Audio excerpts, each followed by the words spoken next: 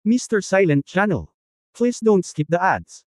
Kabanata 3541 Mahinang Manok. Natigilan saglit si Yefan, pagkatapos ay nag-isip sandali at sinabing, kung hindi ako nagkakamali, mukhang mula ito sa malayong lugar. Tama, may hahambing ito sa 10,000 traces extinguishing. Hanggang ngayon, hindi naman masyado. Sumimangot si Yefan.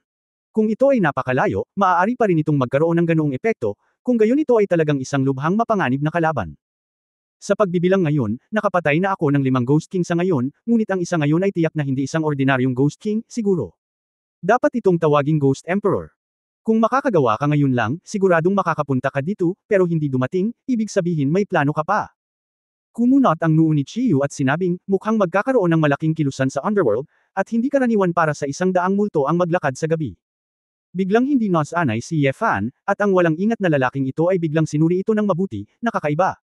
Gayunpaman, kung iisipin mong mabuti, bagamat isa ng tao si Chiyu, siya rin ang dakilang emperador ng Juliwan clan noon. Siya ay hindi isang walang ingat na tao, ngunit ang kanyang kabayanihan ay nagpapalabas sa kanya na hindi formal. Damn! Biglang tinampel ni Chiyu ang kanyang hita at naglabas ng matinding galit. Anong mali? Si Yefan ay nalilito, sino ang pinagagalitan niya? Hindi rin ipinaliwanag ni Chiyu, sa pagtapak niya dito, mabilis na lumawak ang espasyo. Dahil sa pagkawatak-watek ng espasyo, agad na lumipat si Chiyu ng libu-libong milya ang layo.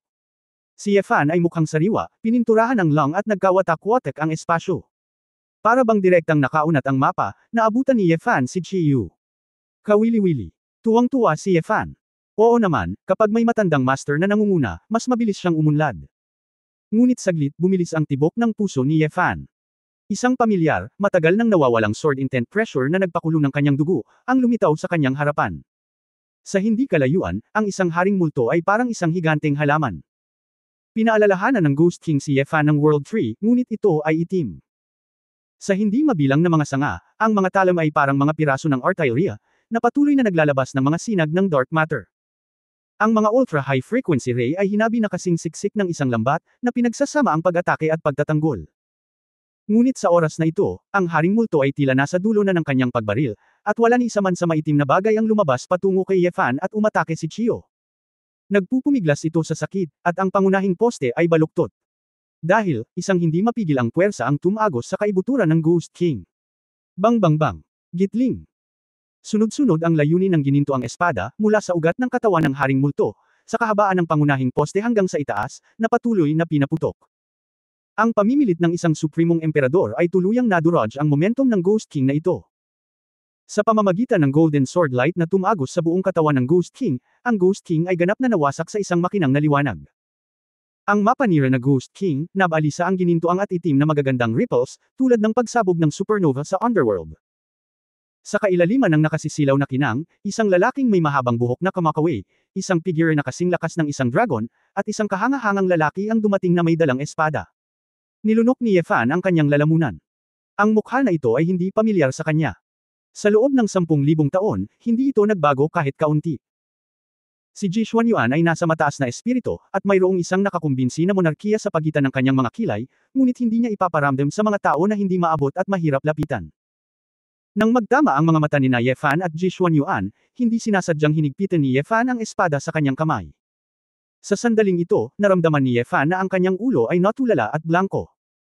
Malinaw ding nakilala ni Ji Xuanyuan si Yefan, at bahagyang tumaas ang sulok ng kanyang bibig.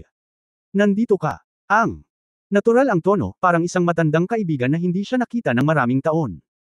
Bumalik si Yefan sa kanyang katinuan at naramdaman na pamilyar ang mga salita, ngunit tumanggaw pa rin siya. Nandito na ako. Sa sandaling ito, pinagpapawisan ng mga palad ni Yefan. Sa totoo lang, medyo nahihiya siya. Ngunit hindi natatakot. O pagpapakita ng pagkamahiyain, ngunit isang hindi maipaliwanag na emosyon. Para kay Yefan, hindi madaling makita ang 2 taong ito sa yugtong ito. Bang! Bago pa maisip ni Yefan ang kanyang paglalakbay, may malakas na ingay mula sa gilid. Sinuntok ni Chiyu ng isang tuwid na suntok, at isang ligaw na pag-atake ng disintegrasyon ang nagpabagsak kay Ji Xuanyuan sa ere. Hinarang ito ng hengja ni Ji Xuanyuan, at ginamit ang kanyang sword intent para mabawi ang karamihan sa pinsala, ngunit umubo pa rin siya, halatang medyo naluluji. Mahinang manok, sino ang nagpahintulot sa iyo na agawin ang biktima ni Lao Su? Shi, nagalit ka. Noon lang nalaman ni Yefan na nagalit si Chiyu dahil pinatay ni Ji Xuanyuan ang mga natitirang Ghost King. Ngunit, ano ba ang mahinang manok? Fool, akala ko patay ka na, at pupunasan ko ang iyong asno para sa iyo. Hindi ka patay, ngunit magsabi ka lang. Sabay ngisi ni Ji Xuanyuan. Kung hindi dahil sa pagkaladkad ng isang malaking multo, sa tingin mo magkakaroon ka ba ng pagkakataon na magnakaw ng pagkain sa aking bibig? Shi Yung ngumisi. Sa tingin ko 70% ka lang ng dugo mo, at hindi ka pa nakaka-recover, kaya huwag kang matapang. Tumanggi si Ji Xuanyuan na magbigay ng 1 pulgada. GZZ, ito ang underworld, wala si Lao Jiangto, pati ang mga gangster mo, gusto mo bang mamatay? Mataimtim na sabi ni Chi Yu. Hindi ko pa napag-uusapan ang espada sa nakababatang kapatid na ito, gusto mong hilingin sa akin na matuto sa isa't isa, o gusto mong pumila? Napakurap si Ji Xuanyuan kay Ye Fan na may nakaka-relax na ekspresyon. Ngumiti ng pilit si Ye Fan, ano ang sitwasyon? Ang dalawang immature na bata ba ito? Tatama ba ito? Sa tingin ko may balat ka ng manok at kailangan mong linisin. Si Chi Yu ay tulad ng isang hari na may galit na mga mata, ang kanyang balbas at buhok ay nakatayo, siya ay sprint ng isang hakbang, at ang kanyang katawan ay nagmamadaling palabas, tulad ng isang mabigat na kanyan. Lumipat siya sa Ji Xuanyuan sa isang iglap at sinuntok ng kamao ang noo ni Ji Xuanyuan. Ang nakapalibot na kalawakan ay gumuho ng husto, at hindi ko alam kung gaano karaming mga disintegrasyon, ngunit mukhang isang pamatay na kamao. Bagamat ngumiti si Ji Xuanyuan, ang mahabang espada sa kanyang kamay ay hindi malabo. Isang kataas-taasang layunin ng espada ang gumuhit ng malinis na tuwid na linya, hindi pinapansin ang gumuhong space vortex, at direktang pinalabas ang torrent na ito. Ngunit matagal nang inasahan ni Chi Yu na sa pagkakataong ito ay napalitan ito ng isang sipa, at isa na namang kanya ng hell energy ang nagkawatak-watik. Tumalon si Ji Xuanyuan para umiwas, iwinagayway ang kanyang sword light at direktang naghati ng espasyo, at binaliwala ng figure ang space barrier at pumunta sa likod ni Chi Yu. Nang puputulan na ni Ji Xuanyuan ang baywang ni Chi Yu gamit ang isang espada, muling lumawak ang espasyo sa paligid ni Chi Yu, at muli silang naghiwalay. Ang espada ni Ji Xuanyuan ay nahulog sa hangin, at siya ay nag-awit ng libo-libong mga talam sa malayo at napakataas na frequency. Ang mga talam na ito ay hindi lumipad, at direktang damapo sa Chi Yu. Nakita ni Ye Fan ang eksenang ito sa gilid, at ang sakit na tingnan. Ito ay tila katulad sa layunin ng sibat ng Overlord ni Tai Kang, ngunit ito ay talagang kakaiba. Ang Overlord Spear Intent ay ganap na distansya, ang distansya ay mahaba o maikli, iyon ay, ang konsepto ng haba ay binabaliwala. Ngunit ang pinakamataas na layunin ng espada ay harapin ang anumang enerhiya, may ganap na prioridad, at pinakamataas. Sa harap ng Supreme Sword Intent, ang space ay isa ring uri ng enerhiya, kaya ang space ay nagbibigay daan sa Sword Intent. Ang isa ay binabaliwala ang distansya at ang isa ay binabaliwala ang bagay ng enerhiya. Kahit si Chi Yu ay hindi maglalakas loob na pilitin ang Supreme Sword Intent, dahil ang masining na paglilihi ng Emperador ay may ganap na prioridad. Maliban kung ito ay isang pagkakaiba sa lakas, o kasing lakas ng Chi Yu, walang paraan. Kabanata 3542 nandito ang lalaki. Sa unang tingin, ang Supreme ay isang uri ng imperial na mood para durugan ang Panginoon sa lahat ng direksyon. Sa katunayan, mayroon din itong sariling shortboard. Hanggat ito ay enerhiya, natural na magkakaroon ng pagkawala sa paglipas ng panahon at ang distansya na nilakbay. Kahit na ang pagkawala ng Supreme Sword Intent ay napakaliit, mag-aaksaya pa rin ito ng ilang kapangyarihan sa proseso. Ang puntong ito, ang ganap na distansya ng Overlord Spear Intent, ay hindi umiiral. Gaano man ito kalayo, lahat ng bagay sa loob ng distansyang ito ay hindi pinapansin. Ito rin ang dahilan kung bakit maaaring gamitin ni Tai Kang ang Ultra-Long Distance Spear Intent ng kabilang panig ng bulaklak. Kung mayroong anumang pagkawala, ang kapangyarihan ng layunin ng sibat ay magiging masyadong mahina. Kaya lang, ang sariling lakas ni Ji Xuanyuan ay masyadong malakas, at ang kabagsikan ng Sword Intent ay masyadong mataas, kaya ang problema sa pagkasira at pagkasira ay madalas na binabaliwala. Gayunpaman, ang pinakamalaking pagkukulang ng Supreme Reality ay isa pang punto. Nang makitang libo-libong Supreme Swords ang malapit nang lumapit sa kanya, ang espasyo sa paligid ng Chi Yu ay nagkawatak-watak na. Ang distorted space ay nagbibigay daan sa posisyon ng katawan ni Chi Yu na direktang ilipat sa isang malaking lugar. Umiwas. Ang pinakamalaking problema ay maaari kang umiwas. Napansin na ito ni Ye Fan sa Barbarian God Pearl. Noon pa man sa prehistoric period, pinagkadalubhasaan ng Chi Yu ang estilo ng pag-iwas sa gilid nito. Gayunpaman, ang short board na ito ay theoretical lamang. Sapagkat, sa harap ng Supreme Sword Intent, kakaunti lamang ang mga tao na mahinahong makakaiwas. Chi maaari mong harapin si Ji Xuanyuan, Emperor Yan, Zuanu at iba pang mga master ng mag-isa. Hindi ito ang pinakamataas na kahinaan ni Ji Xuanyuan, ngunit si Chi Yu mismo, at ang kanyang pagkakawatak-watak ay masyadong mapangahas.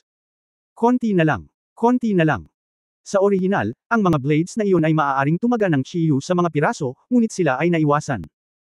Nakita ni Yefan na nagniningning ang kanyang likod, at nag-isip siya ng may konsensya, kung makatakas ba siya. Kung ako, imbes na iwasan, mas gugustuhin ko pang gamitin ang wuswang para maging matigas, di ba? Pagkatapos ng lahat, mas tiyak na gamitin ang wuswang para lumaban ng husto. Ang sandaling iyon ng pagkawatak-watek ng espasyo at ang kasanayan sa pag-iwas dito ng may kasanayan ay talagang isang napakapinong operasyon. Ang isang bahagyang maling hakbang at mahinang kontrol sa ritmo ay magiging backfire. Matapos alisin ang round of offensive ni Ji Xuanyuan, naglunsad si Chiyu ng counterattack ng direkta mula sa ibang anggulo. Ang kamaong bakal na kasinlaki ng sandbag, pagkatapos tumama sa isang bumagsak na kamao, ang patong-patong na espasyo, ay nawasak at umuusad. Ang cultivation ni Chiyo ay hindi mas mababa kaysa kay Ji Xuanyuan, at matagal na siyang naghihintay sa Eye of Hell, kumakain ng mga multo at hayop sa mahabang panahon, kaya mas pamilyar siya sa dark matter. Ang kapangyarihan dito ay ginagamit niya, at kapag natamaan ang kamao na ito, natural na mas malakas ito. Ang sword intent ni Ji Xuanyuan ay agad na sinamahan ng nakapalibot na dark matter upang bumuo ng suit of armor. Inkstone Ninja. Natuwa si Yefan at naisip na siya lang ang natutong pagsamahin ng Azure Dragon skill sa sword intent. Ito pala ay ginawa na ni Emperor Xuanyuan. Like-minded, talaga ah.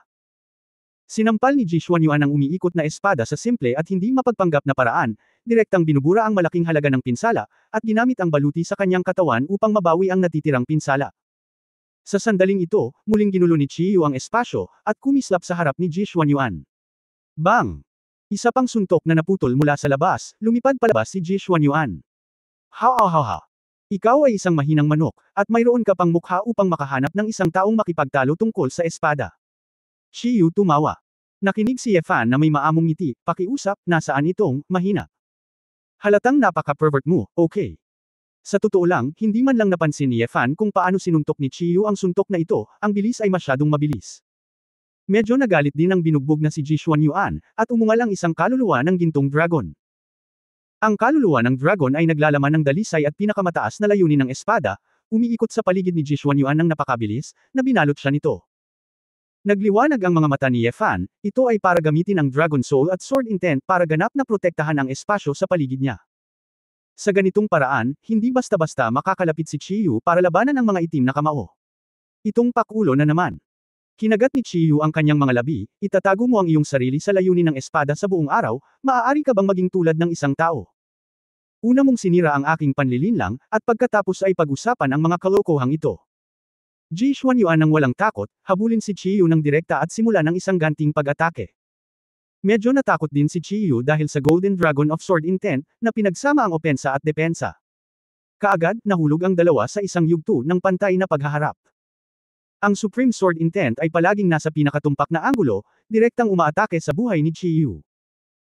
Ang pagkakawatak-watek ni Chiyu ay palaging nasa perpektong sandali, pag-iwas sa pinsala, pagpili ng magandang posisyon para sa kanyang sarili, at paglulunsad ng counterattack. Ang naglalaban ng kamalayan ng umaagos na ulap at umaagos na tubig, ang paghaharap ay kasing bilis ng pagkabigla, ang kidlat ay nahihilo, at ang mga mata ay nahihilo.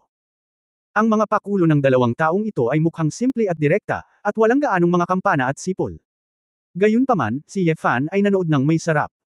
Ang karaniwang tao ay nanunood ng saya, ang karaniwang tao ay nanunood sa pintuan. Ang pinakabanayad na bagay tungkol sa labanan sa pagitan ni Ji Xuanyuan at Chiyu ay nasa mga detalye. Isang suntok, isang sipa. Ice swipe, saksak. Ito ay tungkol sa mga detalye. Ito ay ang kakanyahan ng Avenue na binawasan nila ang pagiging komplikado ng kanilang panghabang buhay na mga kasanayan sa pagiging simple. Ang tiyempo ng paglipat, ang tiyempo ng paglutas, ang anggulo ng pagpili, at ang prioridad ng pagproseso ay lahat ay napakapartikular. Ito ay hindi mabilang na mga labanan, at ito ay isang, mataas na antas, na labanan na maaari lamang mag-ipon ng mayamang karanasan at kasanayan. Matamang pinanood ni Yefan ang dalawa na umaatake, at malinaw na naramdaman na noong siya ay nasa Barbarian God Pearl, noong nakikipaglaban siya sa Heavenly Star God General, hindi ito isang konsepto. Sa labanan ng Diyos, malinaw na may mga pagbabago sa mga detalye, hindi banggitin ang aktwal na kabagsikan. Ngunit ang higit na nagpahanga kay Yefan ay ang dalawang sinaunang emperador ngayon ay may mas pinong estilo ng paglalaro kaysa sa nakaraan. At ang mas simple ang lansihin, sa katunayan, dahil ito ay masyadong simple, mas mababa ang depekto nito. Nagliyab ang mga mata ni Yefan, pinapanood ang lahat ng pagbabago ng enerhiya sa kanyang harapan, at nag-aatubili na makaligtaan ang anumang mga detalye. Sa puntong ito, maaari pa ba tayong umunlad? I have to say, walang katapusan talaga. Sa ilang sandali lang, napanood na ni Ye Fan ang dalawa sa libu-libong galaw. Sa mapanganib na underworld, sa ganitong kalayuan, hindi naman kailangan ng ibang tao na tumayo at panuurin ang labanan. Sa sandaling ito, sa pamamagitan ng takbo ng enerhiya, natuklasan ni Ye Fan na ang enerhiya ng dark matter sa lahat ng direksyon ay nagpapabilis ng akumulasyon. Tulad ng isang malaking lambat, lumiliit ito sa hindi nakikitang paraan. At ang hininga ng enerhiyang ito ay eksaktong kapareho ng umatake sa kanya at sa Chiyu noon. Hindi, nandito ang lalaking iyon. Mabilis siyang hinikayat ni Ye Fan, itigil ang pakikipaglaban. Nandito na ang Ghost Emperor. Ngunit si Chiyu at Ji Xuanyuan ay naglaban ng husto na hindi nila sinasadyang tumigil. Nagmamadali si Ye Fan, hindi pa banggitin kung nagsanib puwersa ang dalawa para harapin ang Ghost Emperor, ang susi ay hindi nila kailangang lumaban sa underworld. Kailangan ding malaman ng nasa itaas ng Eye of Hell ang sitwasyon dito. Gusto rin ni Ye Fan na mag-imbestiga ng malinaw kung bakit may mga multo at hayop sa underworld, at may mga kaluluwa sa underworld. Ngayon, hindi ito ang oras para maguluhan at desperado. Damn, ang dalawang matandang bastard. Huwag makinig, tama. Wala nang pakialam si Ye Fan, ang dugo ng dragon ay nasa sabik, at siya ay pumasok sa estado ng Mad Dragon Blood. Emperor Dragon Sword Sovereign. Ang Sword God Phantom at ang Dragon Soul ay nagkawatak-watek sa parehong oras, at muling itinaas ni Ye Fan ang kanyang pamimilit sa isang antas. Sword God's Body, 17 magkakasunod na hiwa.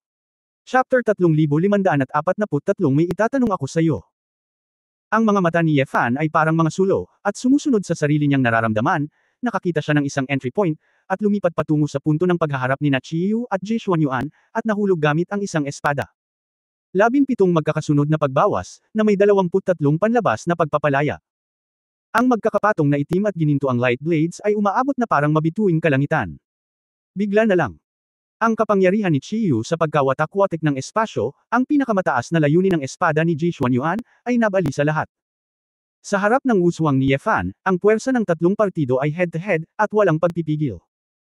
Kahit na ang antas ng cultivation ni Ye Fan ay hindi kasing ganda ng sa dalawang emperador, hindi nila naipakita ang lahat ng kanilang lakas, kaya pagkatapos labanan ito, talagang pantay-pantay sila.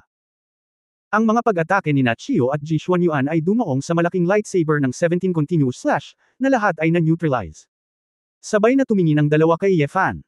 Anak, saan ka galing? Tanong ni Chiyu.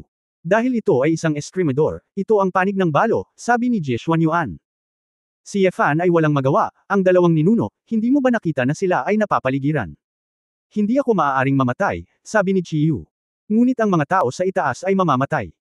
Alam na alam ni Ye Fan na ang Dark Energy Heavy Artillery ngayon, kung maraming Diyos sa itaas, ay hindi makakayanan. Napabuntong hininga si Ji Xuanyuan, ikaw at ang tanga na ito, walang tutulong sa iyo, iyon lang, ayaw kong lumaban sa wala, tara na. Aalis na sana si Ji Xuanyuan, ngunit hindi ito mapigilan ni Chiyu, at hindi ito mapigilan ng Ghost Emperor. Binuksan ng Sword Intent ang espasyo, at mabilis na tumakbo palabas si Ji Xuanyuan mula sa underworld. Hindi pa tapos, saan ka tumatakbo? Matapos masira ni Chiyu ang espasyo, mabilis siyang tumakbo palayo ng walang anino. Hindi nakaimik si Ye Fan, ngunit sa huli ay iniwan niya siyang mag-isa. Dali-dali siyang sumunod. Ang napakalaking dami ng maitim na bagay na malapit nang tumalsik sa paligid nito ay umatras din na parang tubig dahil nawala ang target nito. Sa tahimik na underworld, maraming boses ang nag-uusap tungkol sa isang bagay. Hayaan mo sila. Ito ang Ghost King na nakilala ni Ye Fan kanina. Para patayin ang 3 taong ito, masyadong mataas ang presyo. Ang target natin ay hindi sila, sabi ng isa pang mahinahong boses.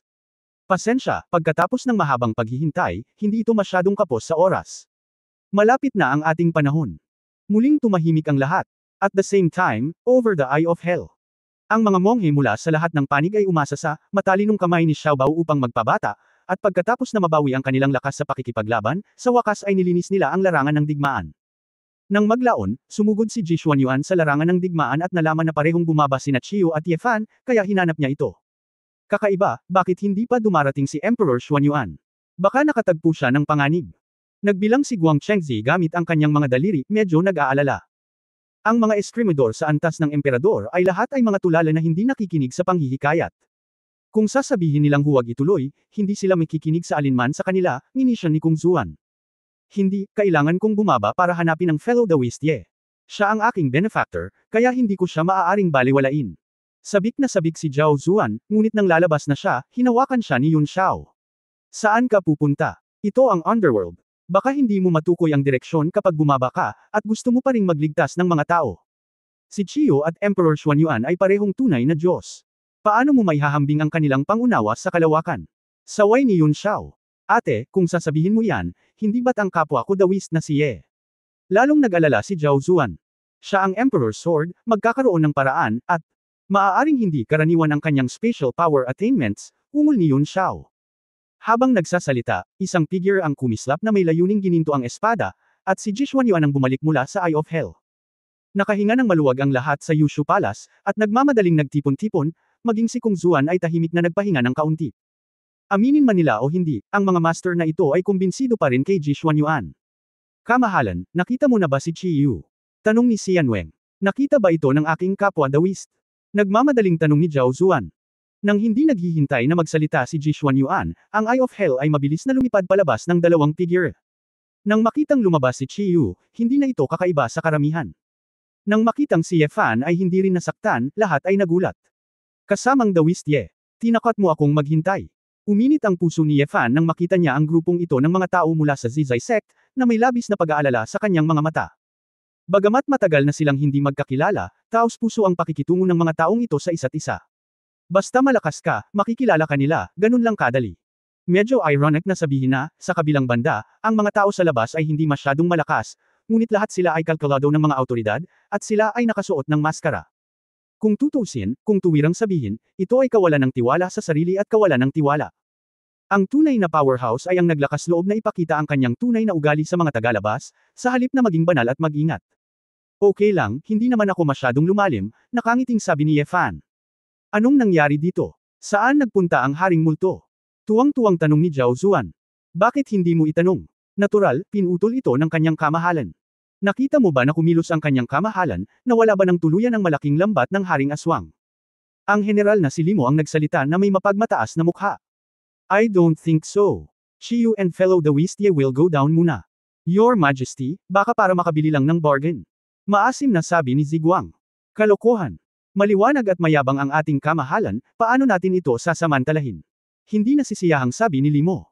Ngumiti si Feng Hao at sinabi, Amo. Bakit mo kailangang makipagtalo sa kanila tungkol dito, ang iyong kamahalan ay naging isang martial artist, at ang banal na monarko ng sangkatauhan na hinirang ng pantas ay hindi dapat magmalasakit sa mga huwad na pangalang ito. Isang grupo ng mga maasim na lalaki, bilasan mo. Ang mata ng impyerno na ito ay hindi ang lugar para sa iyo. Shiyu. Mabait ang kamahalan para iligtas ka, hindi mo alam kung ano ang mali. Sabi ni Limo, ginagamit ko siya. Shiyu was disdainful. Inunat ni Ji Xuanyuan ang kanyang kamay at sinenyasan ang mga taong nasa ilalim niya na tumahimik. Huwag kang makipagtalo sa hanggal na ito, dahil tapos na ang Night Walk of 100 Ghosts, maghihintay ako hanggang sa bumalik ako. Sabi ni Ji Xuanyuan, at mahinang ngumiti sa mga taong babalik sa palasyo sa Zisamen, lahat ay nagsumikap. Hindi mo kami mga courtier, hindi mo kailangang sabihin ito, nakangiting sabi ni Wu Pang at ng iba pa. Haha, natatakot ako na sanay na ako sa pagiging emperador, at lahat ay tao. Sa harap ng ilang panunuya, si Ji Xuanyuan ay hindi nagalit, ngunit ngumiti lamang, hindi kita kailanman itinuring na isang courtier, ngunit ikaw ay talagang nasa ilalim ko. Ang mga ngiti ng lahat ay nagyelo, medyo malungkot, ngunit hindi nila maaaring pabulaanan, hindi sila maaaring maging totoo. Ang pagpupulong ay magiging pinakamataas na layunin ng espada ng ilang sandali. Ye Fan, direktang tinawag ni Ji Xuanyuan ang pangalan ni Ye Fan. Kahit na hindi nagulat si Ye Fan, iba pa rin ang pakiramdam niya. Ano ang gusto mong gawin ko ngayon? Natatakot akong hindi ito gagana ngayon. Ang aking asawa, si Lei Zushi, ay umiiyak. Kailangan kong bumalik upang aliwin ako. Ha! Akala ni Ye Fan ay mali ang narinig niya. Ang marangal na emperador na eskrimador, ito ba ay parang salita? Tiningnan ito ni Ye Fan. Ang mga tao sa paligid ni Ji Xuanyuan ay parang sanay na sila. Huwag kang mag-alala, mabibilang ang kasunduan natin. Naghihintay ako, nagkibit-balikat si Ye Fan. Okay, actually may isa pa, may itatanong ako sa iyo. At sa wakas, tumingin si Ji Xuanyuan kay Taichu sa kamay ni Ye Fan, nag-aalangan na sabihin ang anuman. Kabanata 3544 hindi ka panipaniwala. Malamang na may nahulaan si Ye Fan, ngunit si Ji Xuanyuan mismo ay bumantong hininga. Kalimutan mo na ito, pag-usapan natin ito sa ibang araw, kailangan kong bumalik at makita muna si Xiao Lei. Sumulyap muli si Ji Xuanyuan kay Taichu, pagkatapos ay tumalikod at umalis. Sa sandaling umalis ang mga tao mula sa Yushu Palace, si Jian Zizai ay nagmamadaling lumapit. Ayos ka lang ba? May pagkawala ba sa pamilya mo? Nag-aalalang tanong ni Jane. Demon Emperor, huli ka, naayos na, sabi ni Wu Pang. Natigilan si GNZ, napakabilis. Hindi kaya walang Ghost King dito. Mali ang hula ko. Siyempre meron, higit sa isa, ngunit ang tanga at si Ji Xuanyuan ay parehong bumaril, at mayroon na tayong Emperor Swordsman, naturally solved. Tumawa si Zhao Zuan. Nang marinig ito ni Ye Fan, natakot siyang baka matalo ni Chiyu si Zhao Zuan ng marahas, at tawagin siyang tanga ng personal. Talaga bang iniisip mo ang iyong sarili bilang Ji Xuanyuan? Pero wala namang pakialam si Chiyu, puro multo at hayop lang ang inaasikaso niya para kumain, at tila gutom na siya. Pagkatapos mag-isip tungkol dito, naunawaan ni Ye Fan Chiyu ay hindi minamaliit si Zhao Zuan. Walang pakialam ang leon kung ano ang iniisip ng tupa, lalo na kung ano ang ibig sabihin ng pagdudugo ng tupa. Medyo nakaramdam si Ye Fan na, walang hiya, na talagang pumasok siya sa ganoong estado sa araw. Nakita na ni Ye Fan kung paano nagkomento sa kanya ang ilang clown na tumalon sa sinag, at tamad siyang malaman. Gayunpaman, ang walang muwang na hitsura ni Chiyu na kumakain ng mga multo at hayop ay naging dahilan upang hindi ito nagustuhan ng isang grupo ng mga magsasaka. Si Ye Fan ay hindi nakaimik, hindi nakakagulat na ang ugali ng lahat kay Ji Xuanyuan ay ibang-iba mula doon kay Chiyu. Emperor Julie din itong si Chiyu, kaya hindi niya pinansin ang kanyang imahe. Paano nakita ni Rou Lian ang lalaking ito? Ano ang dapat isipin ni Bai Chenluo kapag nakita niyang ganito ang sarili niyang ama? Sect Master, may Ghost King ba sa Ghost Gate natin? Tanong ni Qiyong Xiao. Malayang tumanggaw si Jane at sinabing, dahil sa biglaang pagsulpot ng isang Ghost King kaya mas matagal akong nagtagal. No wonder. Sasabihin ko lang, this time napakaingay ng Nightwalk ng daan-daang multo, bakit kahit ang mga hayop sa Mount Samero ay hindi dumating? Sa ganitong paraan, hindi lamang mahigpit ang digmaan sa ating panig, ngunit karamihan sa 3 Ghost Gate sa Mount Samero ay puno rin ng mabangis na multo. Sa oras na ito, isang lalaki na may maraming bote at garapon ang nakasabit sa buong katawan, ang kanyang anyo ay medyo dumating ang Mar-Engel na matanda na nakasakay sa isang berdeng baka. Kuya. Si Wu Pang, Wugu at ilang iba pang malalaking mangkukulam ay sunod-sunod na humakbang. Ang taong dumating ay si Wu Xian, ang pinuno ng 10 mangkukulam sa Lingshan. Senior Wu Xian, kumusta ang wapalas? Malayang tanong ni Jane. Ang master ni Zizai ay may puso, at ang Ghost Gate ay ipinagtanggol, ngunit ang susunod na bagay ay ang tunay na pagsubok. Mataimtim na sinabi ni Wu Xian, pinamunuan ni Master Yao at Miss Shi ang mga Diyos at hayop ng bundok Samero upang sugpuin ang 3 haring multo at higit sa 100 malalaking multo. Ngunit napakaraming Ghost Beast, at nililinis pa nila ang Mingquan. Ang mga isda na nakakalusot sa lambat ay hindi makakalabas pansamantala. Napakalubha ng Mount Samero. Hindi nakakapagtakang hindi dumating ang mga halimaw. Sumimangot si Jane. Kanina lang gumawa ng panghuhula ang matandang lalaki. Ang mga bitek sa likod ng pagong ay nakakalat, at ang yin at yang ay nagbanggaan. Talagang may masamang kahihinatnan ng kamatayan, at ito ay isang malaking tanda. Mahigpit na sinabi ni Wu Xian, kung walang aksidente, ito pa lang ang unang pag-ikot ng pagsubok sa underworld sa ibaba. Ang 100 Ghosts Nightwalk sa hinaharap ay magiging mas mahirap na harapin. Sa ilang sandali, lahat ng tao sa eksena ay mukhang pangit, halatang binibigyang importansya ang panghuhula ni Wu Xian. Hindi napigilan ni Ye Fan na tanungin si Zhao Zuan sa pamamagitan ng voice transmission, Brother Zhao, sino sina Master Yao at Miss Shi? Iyan ang 2 dakilang ninuno. Parehong asul na mga dragon ng 8 kalamidad. Isang lalaki at isang babae, utusan ang lahat ng mga hayop ng bundok Samero. Nanginginig ang atay ni Ye Fan. 2 8 calamities Asher Dragon Divine Beasts. Okay. Oo naman, si Qinglong ay nakahiga sa kanyang tiyan sa Juyuan. Iminungkahi ng matanda na magsama-sama ang lahat at pag-usapan ang susunod na diskarte sa pagsugpo, kung hindi, baka mahulog si Mingquan. Tama si Senior Wu Xian, kailangan nating makipagtulungan sa Zizai Sect, nag-aalalang sabi ni Jian Zizai. Yusho Palace, makikipag-ugnayan kami, sabi ni Wu Pang. Tapos ka na bang mag-usap? Bilasan mo at umalis ka na kay Lolo. Naiinip na si Chiyu, at iwinagayway ang kanyang kamay. Chiyu, ang oras na ito ay isang pangunahing bagay ng buhay at kamatayan sa mundo, kailangan mo ring pumunta, sabi ni Wu Xian. Umalis ka na. Shi, hindi ka nagsasalita ng walang kaparirikan, itinaboy lang ang mga tao. Ikaw, ang tanga mo. How dare you be so rude to our kuya? Si Wu Pang at ang iba pa ay galit na galit. Nandito na si Emperor Wa Foxy, baka magbigay ako ng kaunting mukha, kayong mga gangster lang, karapat-dapat ba kayong banggitin ang kaligtasan ng mundo? Gaano kalayo? Shi Yu laughed. Grabbed another piece of ghost meat, ruthlessly kinagat niya, puno ng itim na dugo ang bibig niya. Nakita ng isang grupo ng mga tao na manhid ang kanilang mga anit, at hindi sila nang ahas na maging mahirap sa bastos na lalaking ito. Ang lahat ay hindi na nag-abala pang pakialam sa Chiyu, kaya naghiwa-hiwalay silang lahat. Gustong banggitin ni Ye Fan na nakita niya ang mga multo at hayop sa underworld na may mga kaluluwa sa kaharian, at ang usapin ng pakikipag-chat sa Ghost King. Ngunit ang bagay na ito ay napakahalaga, at hindi nang ahas si Fan na banggitin ito ng padalos-dalos. Gusto pa niya itong imbestigahan muna. Kasamang Dawistye, bumalik ka, magiging abala ka ngayon. Sabi ni Zhao Zuan. Sumulyap si Fan kay Chiyu at sinabing, may gagawin ako, kaya mauna ka na. Bagamat medyo nag-aalala sina Zhao Zuan at Yun Xiao, hindi sila masyadong nagtanong. Iniwan nila si Fan na may dalang sound transmission jade talisman at naunang umalis. Anak, bakit ka nananatili? Gusto mong makipag-away kay Laozi? Kinawean ni Chiyu ang kanyang kamay, Tara na, nakakatamad makipag-away sa'yo. Gustong pag-usapan ni Fan ang tungkol kay Bai Chenluo, ngunit matapos marinig ang sinabi ni Chiyu, naging curious siya, bakit? Hindi ako karapat-dapat na maging kalaban mo. Oo, pero wala ka pa. So sure. Sinabi ni Chiyu, ang layunin mo sa espada ay wala sa akin, at ang iyong iba pang mga kasanayan ay kulang pa rin sa apoy sa harap ko.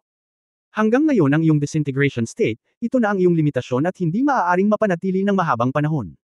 Maliban kung makipag-away ka sa akin, marahil isang dosina o higit pa, ngunit hindi ito kailangan. Ang mukha ni Fan ay kalmado, ngunit may matinding pagkabigla sa kanyang puso. Anong Chiyo? Mukhang magaspang at mabangis sa labas, ngunit talagang mislan sa loob. Kanina pa lang tayo nagkita pero nakita ko na sa sarili kong kabaliwan. Sa katunayan, ang kanyang walang katulad, para sa ilang mga kampana at sipol, ay isang hit at miss. Ngunit si Chiyu ay hindi umasa sa mahiwagang kasanayan, ginamit niya ang tunay na kapangyarihan. Sa makatuwid, ang kanyang walang katulad, kay Chiyu, ay isang pangkalahatang layunin ng espada, at sa pinakamaganda, ang kabagsikan ay medyo mas mataas. Ang pinaka-umaasa sa pagkawatak-watek, ang mga tao pa rin ang mga ninuno ng Famine. Ilang beses ka maaaring maghiwalay? Tanong ni Fan. Ngumisi si Chiyu, disintegration. Natural, isang beses lang ito magagawa. Paano ito posible? Sa Barbarian God Pearl na iyong iniwan, nakita kong malapit ka na sa ikalimang antas ng disintegrasyon. Hindi naniwala si Fan. Idiot. Sinaway ni Chiyu, kadalasan ba ay kailangan mong maghiwa-hiwalay ng isang layer at isang layer? Si Fan ay madalang nakikinig, kung hindi. 2 layer at 2 layer ba ito? Nang matapos siyang magsalita, biglang naisip ni Fan ang isang posibilidad. Nanginginig. Ikaw. Napanatili mo ba ito mula nang ikaw ay nagkawatak-watek? Malamig na ngumuso si Chiyu, kung hindi. Kung mapangalagaan, bakit mo pa babalikan? Gusto mo ang pagiging mahinang manok. Agad na natigilan si Fan. Hindi ka panipaniwala. Ang lalaking ito. Hindi nakakagulat na gutom na siyang nakatingin sa kanya. Si Chiyu pala ay nagsagawa ng disintegrasyon tulad nito. Kabanata 3545 makilala ang isang tao. Palaging manatili sa pinakamataas na multiplicity na kritikal na punto ng disintegrasyon. Parang kayang mapanatili ni Fan ang 5th level ngayon, kaya palagi siyang nasa 5th level. Katumbas ito ng pagpapalam sa 5 layer ng disintegration na maging kanilang normal na estado. Mula sa batayan na ito, kung magsasanay ka sa paglilinang, mas madali mong mahawakan ang ika-6 na layer. Ngunit ang saligan ay ang pagkakawatak-watak ng ika-5 layer ay dapat gamitin upang harapin ang labanan, ngunit iyon lang, dapat itong gamitin habang buhay. Ngunit ito ay lubhang mahirap. Nang isipin ito ni Fan, naramdaman niya na maraming problema ang kailangang lutesin. Ganito ka, makakasabay ba ang bawi sa konsumo? Hindi maiwasang magtanong ni Fan. Hanggat ang lakas mo, makakain ka ng maraming karne, bakit hindi ka makasabay? Matapang na sabi ni Chiyu. Paano ito pareho? Ang pagsipsip at paglabas ay ganap na dalawang kahusayan, sabi ni Fan. Napakaraming problema. Chiyu said impatiently, yung sarili mong katawan, sarili mong utak, ayaw mong humanap ng solusyon, bakit mo ako tinatanong? Hindi nakaimik si Fan. Ngunit sa ikalawang pag-iisip, ang pisikal na kondisyon ng bawat isa ay talagang ibang-iba. Ang paraan ng supplement ng Chiyu ay tila pangunahing pagkain. Ito ang kanyang solusyon. Walang bawal at lagi siyang kumakain. Kahit lamunin siya ng haring multo, kakainin muna niya ang busog niya. Nag-isip si Fan, palagi siyang may aura ng disintegrasyon, elixir of disintegration, at iba pa. At para mapabilis ang kanyang paggaling, marahil ay dapat siyang magsikap sa lugar na ito. Sa katunayan, kung ang paglilinang ay nangangailangan lamang ng mga katanungan, ito ay magiging napakasimple.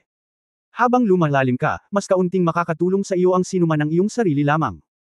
Ginagamit ni Chiyu ang kanyang high-intensity state para maasa ang sarili sa lahat ng oras, para makapagsanay siya ng ganoong reinforced na katawan ng bakal, at maging ang bakal na tiyan. Gustong itanong ni Fan kung anong antas ang naabot ni Chiyu, ngunit pagkatapos ay sumuko siya. Kung gaano kabigat ay hindi ang susi ay kung gaano ito katibay. Pagkatapos ng lahat, walang katapusan ang pagkakawatak-watek. Akala ko masyado na akong malupit sa sarili ko, pero parang malayo pa ako. Mas alam ni Fan kaysa sinuman kung gaano kahirap ang pamamaraan ng paglilinang ng Chiyu.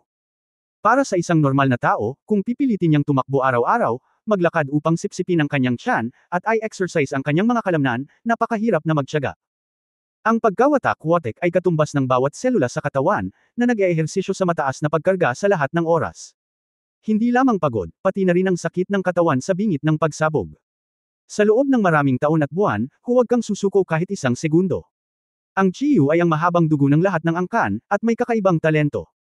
Sa katunayan, kahit na hindi niya kailangang magtrabaho ng husto, walang maraming malalakas na tao sa Mingquan na maaaring ihambing sa kanya. Gayunpaman, nakatayo sa napakataas na panimulang punto, ang Chiyu pa rin ang pinakamahirap. Ito ang walang katapusang pagtugis ng tugatog. Ang ilang mga tao ay ipinanganak ng hindi alam kung ano ang kasiyahan. Napabuntong hininga si Efan na hindi siya kasing galing ni Chiyu mula sa kanyang simula. Kung hindi siya nagsumikap, paano siya magiging kwalipikadong makahabol sa senior na ito? Sa kabutihang palad, si Efan mismo ay gumawa ng isang baliw na sayaw at unti-unting binago ang kanyang katawan bilang isang dragon. Sa pamamagitan ng sarili niyang pagsisikap, maituturing siyang may kapital para makipagkompetensya sa Chiyu. Sa paglipas ng panahon, may kumpiyansa pa rin si Efan na makipagkompetensya sa Chiyu. Maaaring ito rin ang dahilan kung bakit sasabihin ni Chiyu, match, but not now. Huminga ng malalim si Efan at mas same time na sumaludo. Maraming salamat kay Senior Chiyu. Maging ito ay ang pagkakawatak-watek, ang Barbarian Pearl, o ang mga turong tulad nito, si Efan ay nakinabang ng malaki. Sa makatuwid, karapat-dapat pa rin si Chiyu sa kanyang pana. Chiyu chewed ang karne, tumingin kay Efan na may malalim na mga mata saglit, at ngumuso. Ikaw mismo ang nagsanay sa pagkakawatak-watek. Ikaw rin ang naglinis ng kalat ng Great Wilderness para sa amin. Wala kang utang, at wala kang dapat pasalamatan. Inangat ni Efan ang kanyang ulo at sinabing, mukhang may magandang relasyon talaga sina Senior Chiyu at Jishuanyuan. Maging si Juyuan ay sabay na bababa. Sino sa mga mata mo ang makapagsasabi na may magandang relasyon ako kay GZZ? Naiinis na sabi ni Chiyu. Sinabi ni Efan na may mapaglarong ngiti, kung hindi dahil sa magandang relasyon, bakit may iwan ang 3 taong mural sa gintong libingan? Ang libingan ay hindi itinayo ni Lao Su, ito ay wala sa aking negosyo. Umiling si Chiyu. Napabuntong hininga si Efan, Senyor, hindi ako bulag. Kayong dalawa na nag-aaway sa underworld ay hindi man lang nagkasalungat sa isa't isa, ngunit sinadya nila akong tinawagan, hindi ba? Kung hindi, sa iyong lakas, natatakot ako na hindi ako maaaring nasa ganoong kalayuan, na pinapanood kang natututo sa isa't isa. At saka, hindi bumaba si Jishuanyuan para patayin ang Ghost King, gusto niyang patayin ang Ghost King, maghintay ka lang doon. Ang layunin ng kanyang pagbaba ay katulad ng paglusong kasama ko. Siya ay nagmamalasakit sa iyo sa kanyang puso, at tinatrato kanya bilang isang kaibigan ng buhay at kamatayan. Kung hindi ako nagkakamali, ang dahilan kung bakit ka bumaba sa Juyuan ay dahil naunang bumaba si Jishuanyuan. Kung nag-aalala ka, hahabulin mo. Natahimik sandali si Chiyu bago sinabing, nagkakamali ka, ako hindi naman sa nag-aalala akong puntahan si GZZ, nakakasawa lang. Naisip ni Efan sa kanyang sarili, maaaring ito na ang kaaway ng panghabang buhay, pagkatapos makipaglaban ng panghabang buhay, sa katunayan, naging kaibigan na ang kalaban. Sa pagitan nila, kahit mag-away at mag-away kapag nagkita sila, hindi nila kayang iwan ang isa't isa. Hindi ka masama. Mas magaling ka pa doon sa G-Brat. Biglang sumulpot si Chiyu sa tabi ni Efan at tinapik si Efan sa balikat. Ang GZZ na iyon ay parang isang maliit na batang babae, hindi siya lalaki. Hindi niya binibigyang pansin ang kanyang paglilinang, at hindi niya matatalo si Laozi kahit na mayroon siyang layunin sa espada ng emperador, sayang. Ang pamamaraan ng paglilinang ng iyong anak ay napakalupit sa iyong sarili, sapat na para sa isang lalaki. Bilasan mo at hayaan mo akong magsaya. Si Efan ay tinapik sa kanyang balikat, ngunit hindi niya maipaliwanag, bakit si Emperor Xuanyuan ay isang maliit na babae. Mukha akong masculine. Fuck you. Iyakin ang mahinang manok na yan. Duwag to.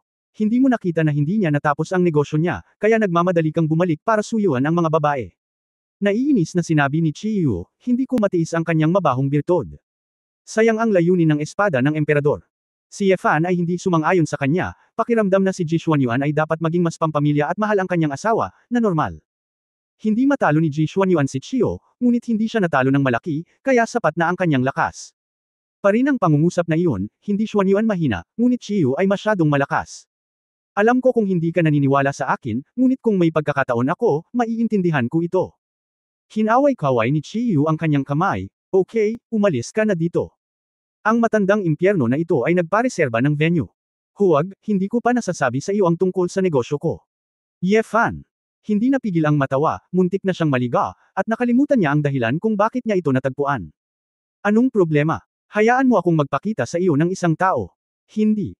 Hindi mo alam kung sino, bakit hindi mo siya nakita. Hindi nakaimik si Yefan. Ito ay tiyak na dahil walang sinuman sa mundo na gusto kong makita na ako ay bababa, sabi ni Chiyu. Pinaglaruan ni Yefan ang kanyang panlasa, kung gayon, siguro. Noong ikaw ay nasa araw, ang taong ito ay hindi pa nagpapakita. Halimbawa, ang iyong anak na babae. Nagtaas ng kilay si Chiyu, sinong anak? Natigilan si Yefan. Marami ka bang anak na babae? Sinampal ni Yefan ang kanyang sarili nang matapos siyang magtanong. Muntik ko nang makalimutan, matandang emperador din pala ang matandang ito, at dapat marami siyang anak. Chapter 3546 na Can You Send Me? Hindi ko na mabilang kung ilan ang anak ko. Kung buhay pa sila, lumapit ka sa akin. Bakit kailangan mo pa akong ipakilala? Walang magawang sinabi ni Yefan, okay, ngunit ito ay iba. Natagpuan niya ang kanyang biolohikal na ama. Ang kanyang pangalan ay Bai Chenluo, at siya ay anak ni Rou Lian. Bahagyang nanliit ang mga mata ni Chiyu, at bamulong siya, Rou Lian.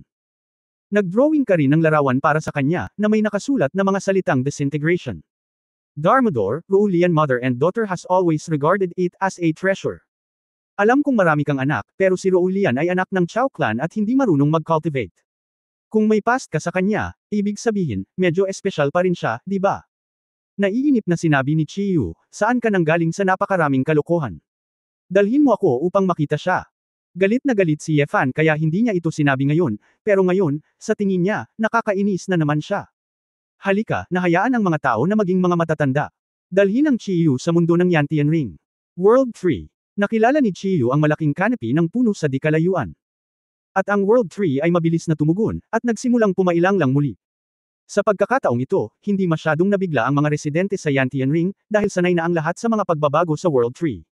Ikaw bata, marami kang kayamanan. Tiningnan ni Chiyu si Yefan ng makahulugan. Hindi gaanong, mayroon akong maliit na pamilya. Si Yefan ay hindi nagbago ng kanyang mukha, at siya ay may kaunting pagmamalaki sa kanyang puso. Ito ay isang maliit na tagumpay upang mainggit si Chiyu. Ngunit hindi na nagtanong pa si Chiyu. Mukhang hindi siya masyadong interesado sa mga bagay na ito. Isang pangungusap lang ang binanggit niya at pumasa. Pagdating niya sa cafe ni Bai Chenluo, tumingin si Chiyu sa paligid, medyo bago sa kanya ang dekorasyon ng garden house. Array. Bago pa makapagsalita si Yefan, tumalo na ang itim at puting dumplings mula sa bubong. Nalaglag ang maalog sa bibig ng dumpling, at direktang itinapon sa mga braso ni Chiyu. Tiningnan ni Yefan at nakitang basa talaga ang dumplings. Haha, my invincible holy general. Nandito ka rin ba? Itinaas ni Chiyu ang dumplings gamit ang isang malaking kamay at pinisil ang tiyan ng dumplings. Aw! Umiiyak si Tang Yuan. Ilang taon na ang lumipas, hindi ko na matandaan, ngunit ang orihinal na may-ari ay ang tanging may-ari ng mga dumplings, at hindi ito magbabago. Hehe, General Sheng, bakit ka umiiyak? Sinabi ko sa iyo sa simula, makikita-kita muli kung mayroon akong kapalaran. Xi ngumisi ka na parang bata. Hinaplos ni Tang Yuan ang buhok sa dibdib ni Chiyu, napakamapagmahal, at sumigaw ng, oo. Nagtanong si Yefan, nga pala, bakit mo tinatakan ang dumplings? Mga dumpling. Tinanong ni Chiyu, General Sheng, ito ba ang iyong bagong pangalan? Ah, tumango si Tang Yuan. Medyo nagulat si Yefan. Akala niya ay tatanggihan ito ni Tang Yuan, ngunit hindi niya inaasahan na aaminin ito. Nag-init ang puso ni Yefan, sa katunayan, ipinakita rin ito na itinuturing din ni Tang Yuan ang kanyang sarili bilang isang miyembro ng pamilya. Sa simula, ako ay aalis, at ang daan sa unahan ay hindi mahuhulaan. Ang banal na general ay nanatili sa Honghuang. Kung mapanatili niya ang kanyang pang-adultong hugis ng katawan, hindi maiiwasan na siya ay malinlang ng mga gangster. Ang gayong batang katawan ay talagang makakaiwas sa maraming hindi inaasahang sakuna. Si Pishu ay hindi magaling makipaglaban, at ang laki ng katawan ay talagang hindi gaanong naiiba. Sana lang libre ito at may makakain na karne. Sabi ni Chiyu. Natigilan si Yefan, ito ay katulad ng nahulaan niya. Pagtingin sa loob ng coffee house, hindi lumabas si Bai Chenluo. Naglakad lang si Yefan sa kusina sa likod, at ang babae ay nakaupo sa sulok ng dingding na may nerbiyos na hitsura sa kanyang mukha. Anong ginagawa mo? Nandito ang iyong ama, nakangiting sabi ni Yefan. Napabuntong hininga si Bai Chenluo at nanginginig. Ako, medyo natatakot ako. Napabuntong hininga si Yefan, hindi ba sinabi ko na sa iyo noong nakaraan? Ano ang kinakatakutan mo? Kilala man niya ang iyong anak o hindi ay negosyo niya, kailangan mo lang sabihin kung ano ang gusto mo. Sabihin mo, iyon na. Madali mong sinabi, at hindi mo ito ama. Galit na sabi ni Bai Chenluo. Si Chiyo ang may utang sa iyo, pero wala kang utang sa kanya, ano ang kinakatakutan mo? Umiling si Yefan at tatawagan na sana si Chiyo, ngunit nalaman niyang may dumating. Chiyo yumuko ng bahagya bago pumasok sa bahay. Ikaw ba si Bai Chenluo? Ipinanganak ni Rou Lian ang aking anak na babae. Dahan-daang itinaas ni Bai Chenluo ang kanyang ulo at nakita ang kalmado at determinadong mukha na iyon. For some reason, kumalma ang pintig ng puso niya. Napabuntong hininga si Ye Fan sa gilid, ang Beauty and the Beast ay talagang hindi katulad ng mag-ama. Ikaw ba talaga ang biological father ko? Mahinang tanong ni Bai Chenluo. Magsalita ka ng mas malakas. Sabi ni Chi Yu. Sumimangot si Bai Chenluo at Ulong, hindi mo ba ako naririnig? Magsalita ka ng malakas. Namamaos ang lalamunan mo. Tumango si Ye Fan sa tabi niya, anong klaseng ugali mayroon itong matandang Chiyo? Bingi ka ba? Galit na sigaw ni Bai Chenluo, hindi pa banggitin kung sila ay mag-ama, bakit nila sila pagagalitan sa sandaling magkita sila? Ngumisi si Chi Yu, lumakad at iniunat ang dalawang daliri, kinurot ang baba ni Bai Chenluo, at pinaikot ang ulo ni Bai Chenluo. Anong ginagawa mo? Pinilit ni Bai Chenluo na patumbahin ang mga daliri ni Chi Yu, sa pag-aakalang ang walang ingat na lalaking ito ay masyadong bastos, gusto ba talaga siya ng kanyang ina?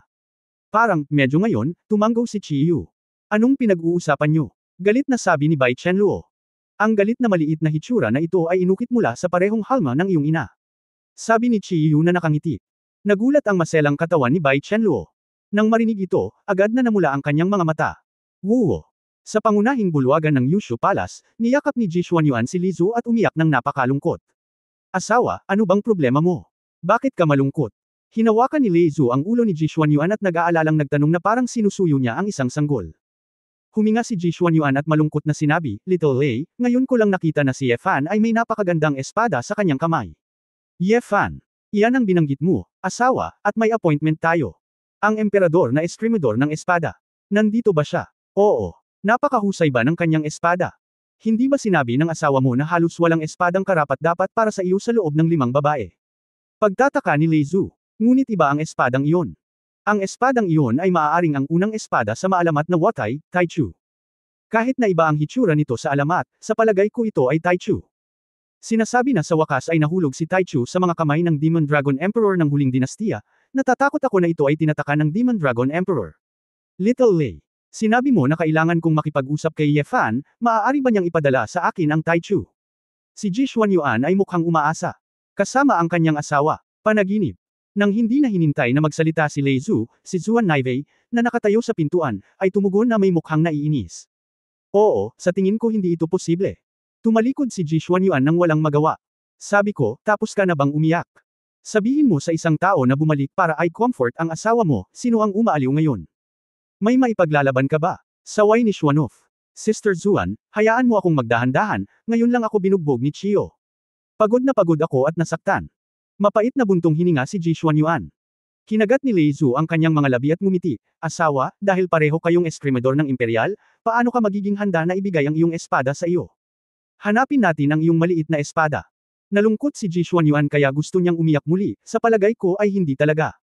Walang silbi, kahit na mawalan ka ng sariling espada, at iniisip mo pa rin ang mga espada ng ibang tao, wala talagang silbi. Ang iyong Xuanyuan sword, hindi mo ba nakita si Ye Fan? Tanungin mo lang siya, sabi ni Xuanov. Tatanungin ko sana siya, ngunit maraming tao ngayon, at lahat ay nag-uusap tungkol sa seryosong negosyo. Pasensya na. Maghihintay ako ng mas kaunting tao at magtatanong ng tahimik. Nahihiyang ngumiti si Ji Xuanyuan. Inilibot ni Zuano ang kanyang mga mata, sayang, ilang taon ka na, at nahihiya pa rin.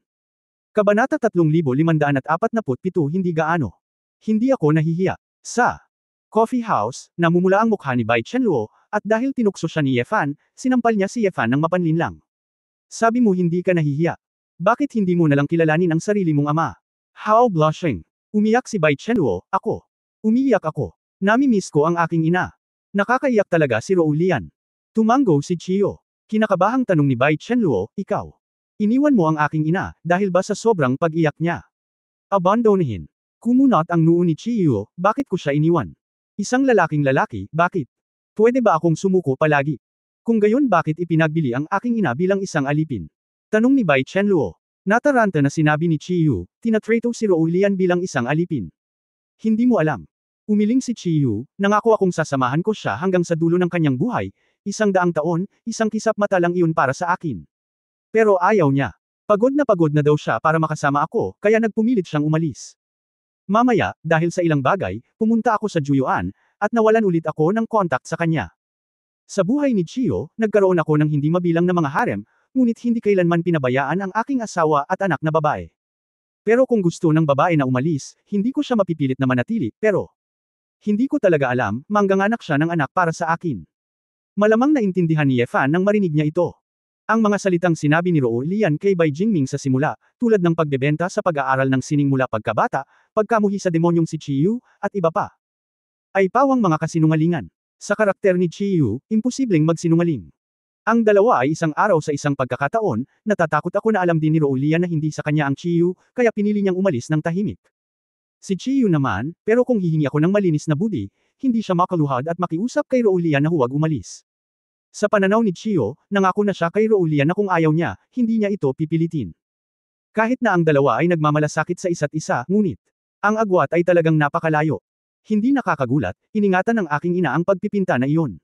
Alam din ni Bai Chenluo na hindi magsisinungaling si Chiyu sa kanya. Dapat ang ina ang nakakaalam ng agwat sa isa't isa at ayaw nitong hilahin pababa, kaya umalis siya mag-isa. Ngunit dahil dito, lalo siyang naawa sa maikling buhay ng kanyang ina. Kung titingnan ito mula sa ibang anggulo, hinding-hindi dapat pagsisihan ng nanay mo ang pagkikita namin ni Senior Chiyu. Kung tutuusin, kung hindi dahil sa ganoong karanasan, wala kayong pang-aaliw ni Ye Fan. Napabuntong hininga si Bai Chenluo at ngumiti kay Chen Ran, kung gayon, hindi kita makikilala, at wala na ang kasalukuyang Yu Chao clan, tama ba? Tumango si Ye Fan, kaya, si Rou Lian talaga ang may Chao clan. Ang maswerteng bituin. Dumating si Chiyu sa bar sa oras na ito at kumuha ng isang pakete ng coffee powder. Anong uri ng panggamot na materyal ito? Medyo kakaiba ang lasa. Sinabi ni Bai Chenluo, ito ay kape, gusto mo bang subukan? Kape. Narinig ni Chiyu na kinakain niya ito, at inilagay ang bag sa kanyang bibig. Kahahaha, beat up. Hoy! Hindi ganyan ang pagkain mo. Hindi makayanan ni Bai Chenluo na tumingin ng diretso, masakit panoorin. Si Chiyu ay medyo komportableng kumain, at sinabing, paano pa ako makakakain? Ang lasa ay mabuti, maasim at mapait, ngunit ang espiritual na enerhiya ay kulang, at ito ay hindi kasing ganda ng ordinaryong espiritual na mga halamang gamot. Hindi napigilan ni Ye Fan na matawa sa gilid, hinawakan ang babae sa kanyang siko, at tinukso, paano, gusto mo ba ang iyong ama? Naiinis na napangiti si Bai Chenluo, mas mabuting hindi mo na makita, ito ang paulit-ulit mong sinasabi, ito ay ipinasa sa lahat ng panahon. Isang henerasyon ng mga maalamat na emperador. Halatang tanga. Haha.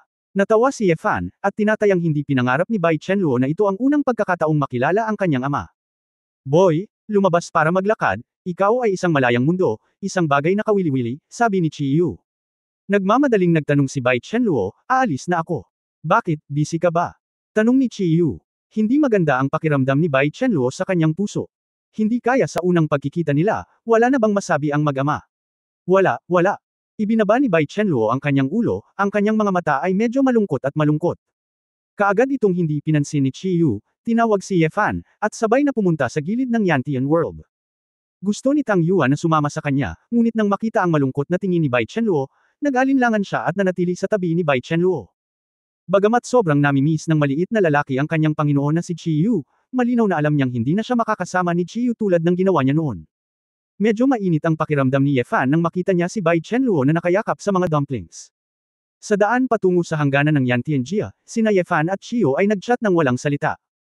Hindi mo talaga kailangang gawin ito, hindi ito kailangan, sabi ni Ye Fan. Anong problema ko? Tanong ni Chiyu. Sinadya mong hindi kausapin si Chenluo, dahil natatakot siya na masyado siyang umaasa sa iyo. Kung mas mataas ang mga inaasahan, mas malaki ang pagkabigo. Natatakot ka bang bigon ang anak na ito? Napabuntong hininga si Ye Fan. Sumimangot si Chiyu at sumulyap kay Ye Fan, bakit kamukha mo si Zizi? Babae ka lang. Huwag kang magtatawanan, mali ba ako? Tanong pabalik ni Ye Fan. Dumiretso ang mukha ni Chiyu, at sinabi niya, anak. Maging mabait ka kay Chenluo. Ang puso ni Ye Fan ay tensyonado, at may bahagyang katuwaan, ngunit may kaunting pressure din. Ikaw ang kanyang biolohikal na ama, at mas mahusay ka kaysa sa akin, hindi ba narito ka para gawin ito? Alam ni Ye Fan na ang taong ito ay nagpapanggap na nalilito at sadyang hindi lumalapit kay Bai Chenluo. Sabi ni Chiyu, hindi ka naman kusang bumaba, di ba? Hindi naman. Kailangan kong bumalik, hinihintay pa ako ng asawa at mga anak ko. Ilang anak mo? Tanong ni Chiyu. Nakonsensya si Ye Fan, gayon din. 1 dosina o 20. Oo, okay lang, hindi masyado. Sinabi ni Chiyu, ikaw ay isang taong gustong bumalik sa underworld, at pupunta lang ako sa underworld. Nagmamadaling nagtanong si Ye Fan, alam mo ba kung paano lumabas? Hindi ko alam. Ipinakita ni Yefan ang kanyang mga ngipin, anong kalokohan. Pero, naniniwala akong makakalabas ka. Ngumisi si Chiyu, na muling nagpakita ng mapaglarong tingin. Medyo nalungkot si Yefan at sinabing, kayong mga matatandang lalaki ay nananatili lahat dito sa Mingkuan para pumatay ng mga multo at hayop, hindi ba nakakasawa? Ang mundo ay nasa kaguluhan ngayon, huwag hintayin ang Ghost Gate na bantayan ito, at ang mundo mismo ang unang maglipol. Naiinis na sinabi ni Chiyu, ilang tao sa tingin mo ang narito upang protektahan ang mortal na kaharian at labanan ang pagsalakay ng mga multo at hayop? Hindi ba? Sinabi ni Chiyu, ang 6 na landas ng reincarnation ay nawasak, at ang kanilang mga kaluluwa ay hindi na makakabalik. Ang Yangjan, ang pagkawasak ng Yangjan ay sandali lamang.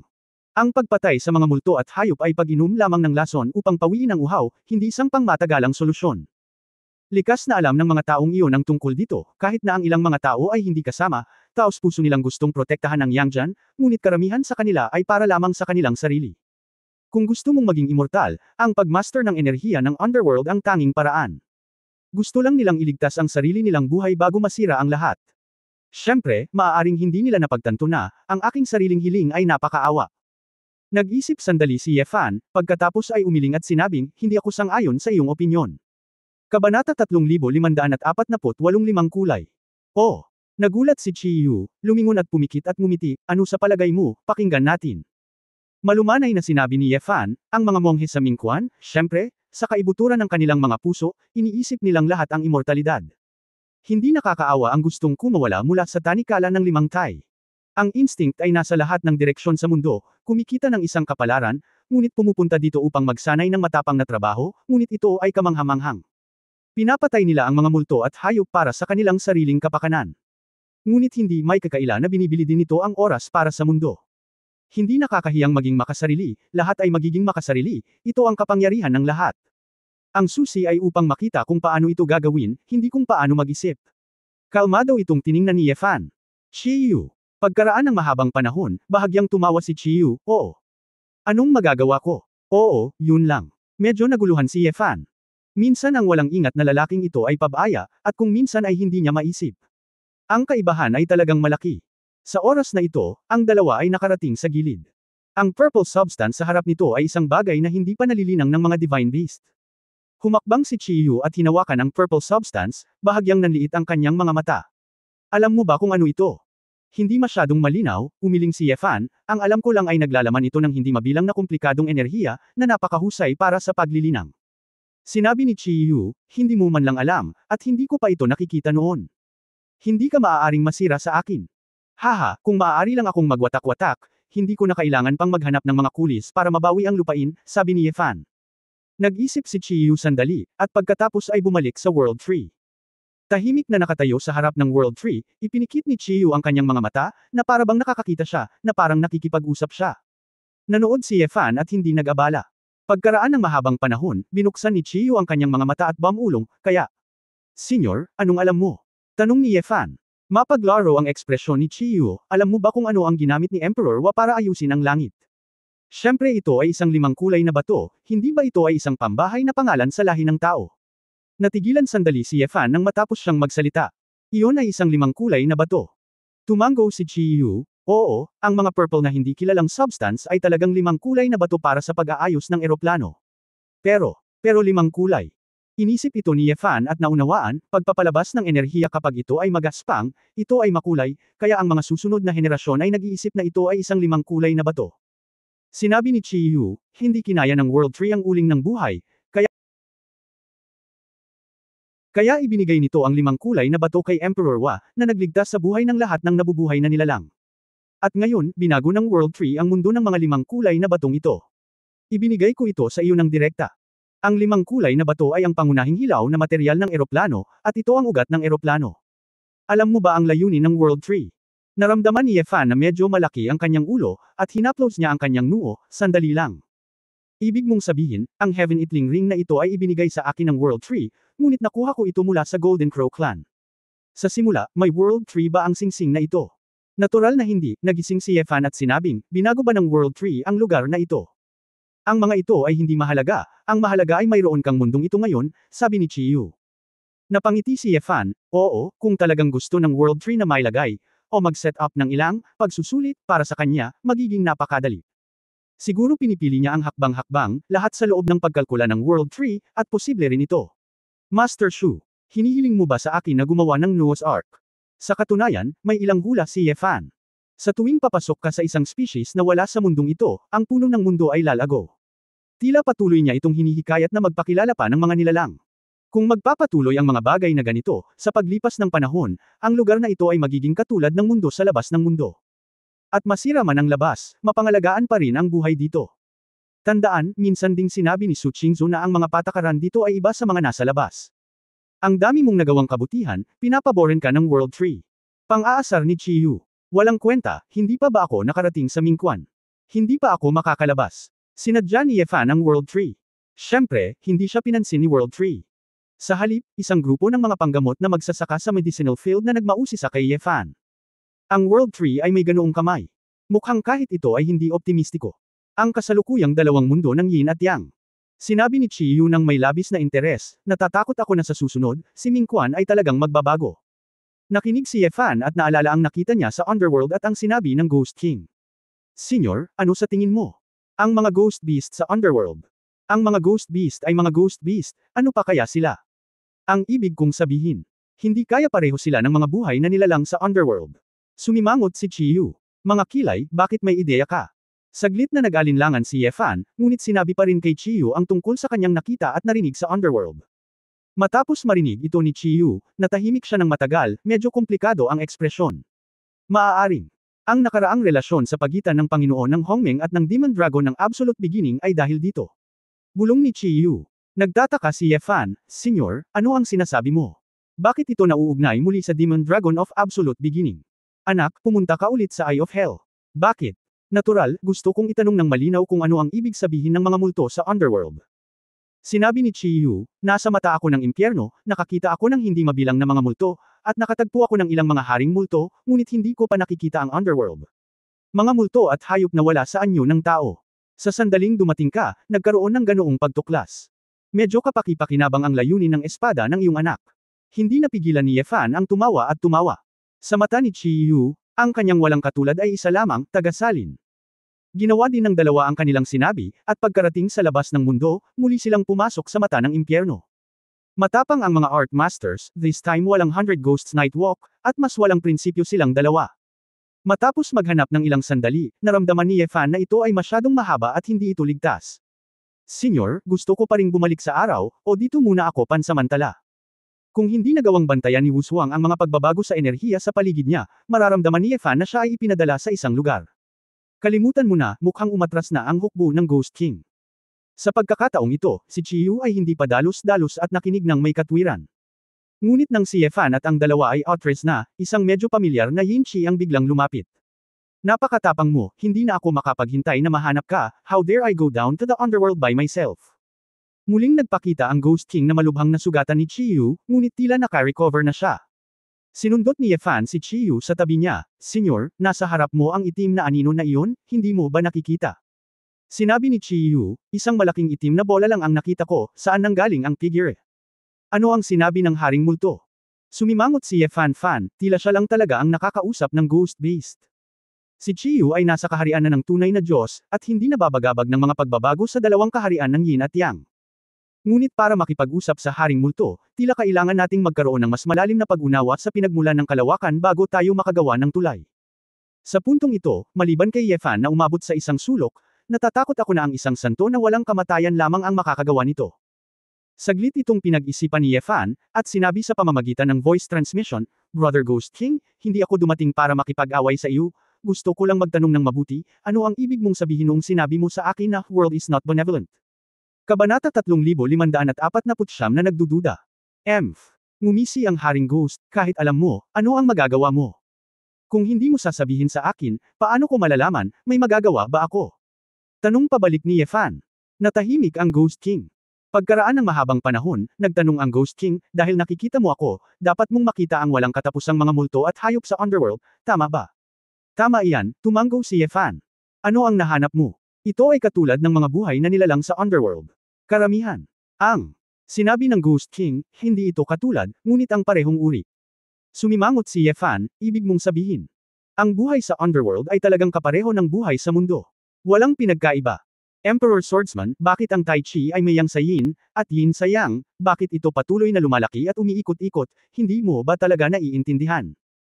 Ang nervyos ni Ye Fan ay tensyonado at hindi siya makapaniwala. Ang cycle ng yin at yang ay ang pinakapangunahing pagkakasunod-sunod ng universo, at ang universo ngayon, ang pinakapangunahing kaayusan, ay nawasak ng ilang sakam na tao. Si Ye Fan ay tinamaan ng kidlat. Sa isang iglap, marami siyang naintindihan. Ang yin at yang realms ng 5 Tays ay hindi naayos, ngunit sila ay walang katapusan at paikot. Katulad ng pag-ikot ng mundo, araw at gabi na salit-salit, walang lugar na maliligo sa sikat ng araw sa lahat ng oras. Noong una, pagkatapos na minsang nasiyahan ang mga nilalang sa mundo sa sikat ng araw, ito na ang turn ng underworld. Gayunpaman, dahil sa ilang kadahilanan ng pamamahala, tumanggi ang Yangja na isuko ang sikat ng araw at tinapos ang pag-ikot. Sa ganitong paraan, ang pantay na nilalang sa underworld ay palaging nasa dilim, nagdurusa ng sakit na hindi na nila kailangang tiisin. Sa simula, ang demonyong dragon ay may pananagutan sa pagsira sa mundo, iyon ay upang hayaan ang isang mundo na pumasok sa kadiliman, at ang pag-ikot ay umuulit. Kaya ang Panginoon ng Hongmeng, upang patuloy na sakupin ang ilaw, ay nakipagtulungan upang alisin ang Demon Dragon King ng ganap na simula. Pinatay ng Demon Dragon King ng absolute beginning ang mga Panginoong iyon, hindi dahil sa pagiging makasarili, kundi dahil nilabag nila ang mga patakaran. Tumingin sa gilid. Shi Yu, hindi napigilan ni Ye Fan na mapabuntong hininga, talagang kamangha-mangha ang matandang ito, nahuhulaan niya ito ng hindi na kailangang makipag-usap sa Ghost King. Ngunit ang tanong ay, bakit ang lumikha ang pangunahing nagtakda ng gayong mga tuntunin? Bakit kailangang maging yin yang cycle? Bakit kailangan itong sirain palagi? Ito ba ay upang hayaan ang lahat ng nabubuhay na nilalang napahalagahan ang magandang mundo at hindi basta-basta na sirain ito? O dahil ba hindi sapat ang sariling kapangyarihan ng lumikha upang suportahan ang buong yin yang realm at makita ang liwanag ng sabay? Hindi ito maintindihan ni Ye Fan sa ngayon, ngunit ang tiyak ay, ang galit ng mga multo at hayop sa underworld ay lubos na nauunawaan. Bakit, malinaw na pareho lang, palagi kayong mag-e-enjoy sa matamis na hangin, sa mabangong lupa, sa kahanga-hangang kinang? Bakit, ikaw lang ang makakasuot ng magandang Amerikana? Dito na tayo mananatili sa pangit nating katawan, hindi man lang natin magising ang talino natin. Tao rin tayo. Mga matatalinong nilalang din tayong nilikha ng lumikha. Kung lalabagan mo muna ang mga alituntuning itinakda ng lumikha, ikaw ang dapat magdusa. Galit na galit, biglang itinulak ni Chiyu si Ye Fan. Anak, tumakbo ka. Nabalik sa katinuan si Ye Fan, at napagtanto niya na talagang maraming malupit na pamimilit ang nakapaligid sa kanya. Masyadong malalim ang lugar na ito, at malaking disadvantage ang pagpasok sa dogfight. Bukod dito, ang kabilang partido ay maaaring may Ghost Emperor na namamahala, at si Chiyu ay hindi madaling pakitunguhan. Mabilis na umatras ang dalawa, at pagkatapos na maalis ang hukbo ng Ghost King, lumabas sila sa Eye of Hell. Nakita ko kasing nabighani ka ngayon, parang narinig mo. Tanong ni Chiyu. Mukhang komplikado si Ye Fan at ipinaliwanag ang dahilan. Sa ganitong paraan. Sa digmaang ito, talagang walang mananalo, at walang pagkakaiba sa pagitan ng mabuti at masama, napabuntong hininga si Ye Fan. Ikaw lang ang makakausap ng grupo ng mga multo at hayop na iyon. Kung sasabihin mo ito, maraming tao ang hindi maniniwala. Higit pa rito, kung nagsinungaling man sa iyo ang Ghost Beast o hindi, o may mga nakatagong sekreto na hindi mo alam, hindi madaling tapusin sa ngayon. Sinabi ni Chiyu, nagtataka ako, ano ang naisip ng Demon Dragon King nang gumawa siya ng ganoong pagpili sa simula. Umiling si Ye Fan, kalimutan mo na, gaya ng sinabi ng Ghost King, gagawin natin ang lahat. Hindi. Ang pinakakagyat na gawain para sa akin ay ang umuwi muna. Senyor, kung gusto mong gumugol ng mas maraming oras kasama si Bai Chenluo, pumunta ka sa ring. Umalis ka na. Shi, nagmura ka. Nagpout si Ye Fan, masyadong tamad na pakialam sa idiot na ito, at bumalik sa Freedom Gate ng mag-isa. Bagamat talagang gusto niyang pag-usapan ang espada kay Ji Xuanyuan, siya mismo ang pumunta sa pinto, na medyo mahal. Bukod dito, mayroon pa siyang hindi natapos na paglilinang. Natagpuan ni Ye Fan si Yun Xiao. Sa sandaling ito, nandoon lahat ang magkakapatid na Zhao, nag-uusap. Kasamang Daoist Ye. Bumalik ka na. Shi, wala kang ginawa sa iyo, di ba? Tanong ni Zhao Zuan na may pag-aalala. Okay lang, nakangiting sabi ni Ye Fan. Nandito ka ba para mag-higanti? Ang mga mata ng Phoenix ni Yun Xiao ay tumangay, medyo malamig at mayabang, hindi man lang natatakot. Si Ye Fan ay masyadong tamad na kilalanin siya sa pangkalahatan, wala akong bakanting oras, maaari mong pahiram sa akin ang Hanyuan Jindao upang magamit ito. Nagmamadali siyang lumabas at tumingin kanina, ngunit hindi niya lubos na naiintindihan ang kapangyarihan ni Hanyuan Shenkun. Napakalakas ng kapangyarihan ng espasyo, natural na kailangan niyang tumingin ng mabuti. Anong niloloko mo? Si Hanyuan Jindao ay binigay ni Master. Ibig sabihin pwede mo nang hiramin. Direktang tumanggi si Yun Xiao. Pagkatapos ay inilagay mo ako sa Jindao, tama. Sabi ni Ye Fan. Ano? Napatulala si Yun Xiao. Fellow Daoist Ye, tama ba ang narinig ko? Masama ba ang pakiramdam mo? Naghinala si Zhao Zuan na mali ang narinig niya. Halika. Ilagay mo ako sa gintong balde, huwag ka nang magsalita ng kalokohan. Naiinip na sabi ni Ye Fan. Ngumisi si Yun Xiao, gusto mo bang pumasok? Hindi kita papasukin. Ye Fan clicked his tongue, makati talaga itong babaeng ito, kung hindi lang siya nakalaya, kailangan talaga niyang ayusin. Ito ang hinihiling mo. Buong pagmamalaking sinabi ni Yun Xiao, ano ang maaari mong gawin sa akin? Hindi gaanong nagsalita si Ye Fan, nagliwanag ang kanyang mga mata ng itim na gintong apoy, at inabot ito upang kunin. Sa kawalan, si Han Yuan Jindao ay direktang hinayla palabas. Magnanakaw. Ikaw. Ang lakas ng loob mong nakawin ng magic weapon ko. Mabilis na hinimok ni Yun Xiao ang magic trick na alisin ang Han Yuan Jindao. Ngunit sinamantala na ni Ye Fan ang pagkakataon, tila nabuksan si Jindao at binalot si Ye Fan sa loob. Paano naging ganito? Ate, bakit mo siya tinanggap? Hindi. Hindi ko tinulak si Jindao, siya mismo ang nagbukas kay Jindao. Natigilan sina San Xiao at Zhao Zuan. Matapos ang napakaraming taon, ito ang unang pagkakataon na nakakita ako ng isang tao na pumasok sa Han Yuan Jindao mismo. Mukhang ang dahilan ay ang Emperor's Sword Intent. Talagang nasa Golden Bucket siya, at napag-aralan na niya ang ilang mga trick. Ang mukha ni Yun Xiao ay puno ng hindi pagpayag, at nakakahiya na ang mahiwagang sandata na ipinagmamalaki niya ay malayang pinasok at inilabas ng iba. Sakto namang natulala ang magkapatid, isang hindi inaasahang figure ang pumasok sa tent. Ilan ang mayroon? Ji Xuanyuan. Laking gulat ng magkapatid nang makita nila ang gwapo at gwapong lalaki.